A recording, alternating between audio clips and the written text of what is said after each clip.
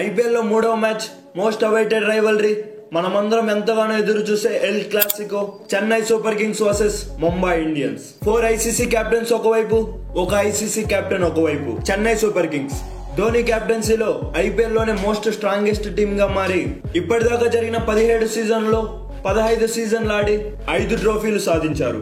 ఇంకోవైపు ముంబై ఇండియన్స్ రోహిత్ శర్మ నాయకత్వంలో 5 ట్రోఫీలు సాధించింది. ఇప్పుడు ధోని కెప్టెన్ గా లేడు, అలాగే రోహిత్ శర్మ కూడా కెప్టెన్ గా లేడు.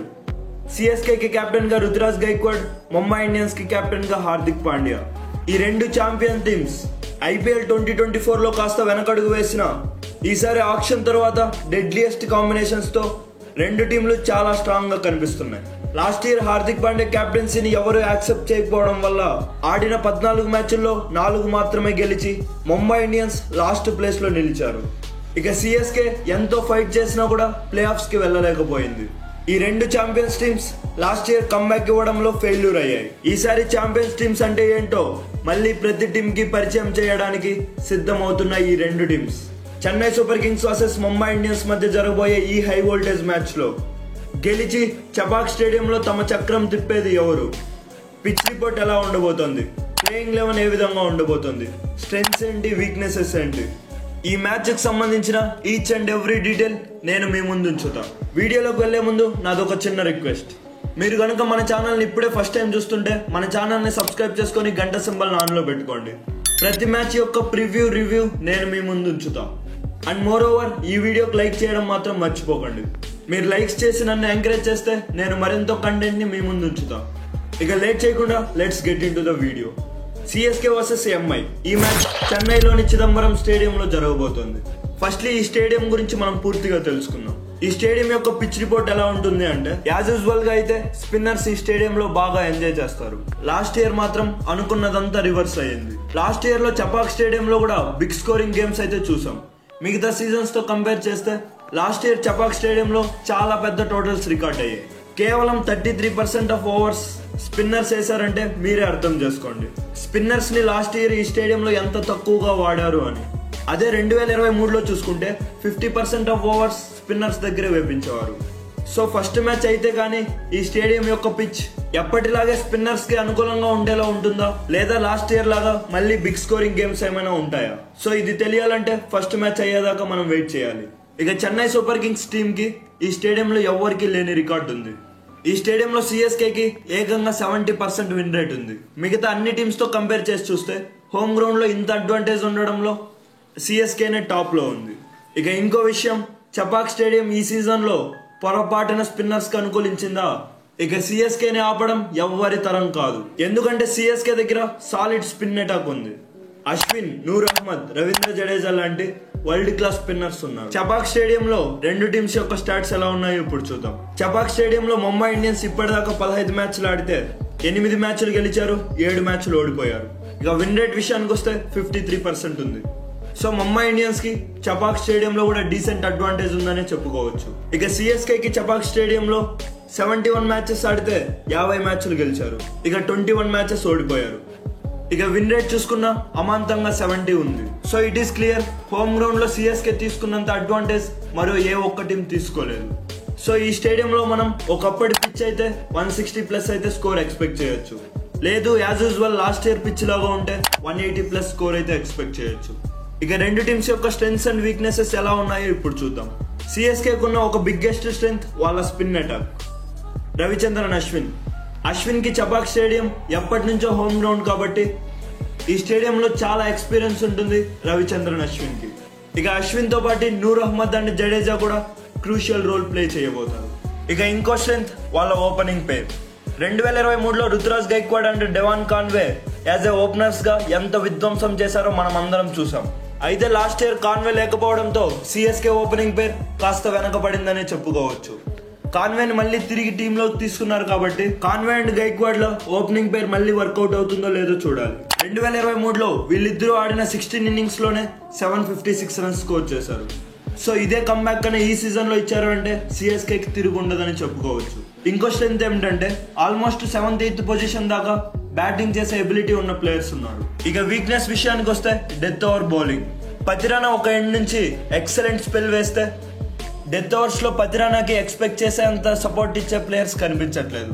Of course Khaleel Ahmed, Nathan Ellis ఉన్నారు, బట్ పతిరానా అంత ఎఫెక్టివ్ కాదని నా అభిప్రాయం. ఇంకో వీక్నెస్ ఏమిటంటే ఎక్సెప్ట్ దూబే ఇంకా 2-3 ప్లేయర్స్ తప్పించి స్పిన్నర్స్కి అగైనెస్ట్గా అంత ఎఫెక్టివ్గా ఆడే ప్లేయర్స్ లేరు. And one more weakness, lack of power hitting. Dhoni, Shivam Dube, Jaddu తప్పించి డెత్ ఓవర్స్లో పవర్ హిట్టింగ్ చేసే ఎబిలిటీ ఉన్న ప్లేయర్స్ లేరు. ఇక ముంబై ఇండియన్స్ టీం యొక్క స్ట్రెంగ్త్ విషయానికి వస్తే వాళ్ళ పేస్ అటాక్.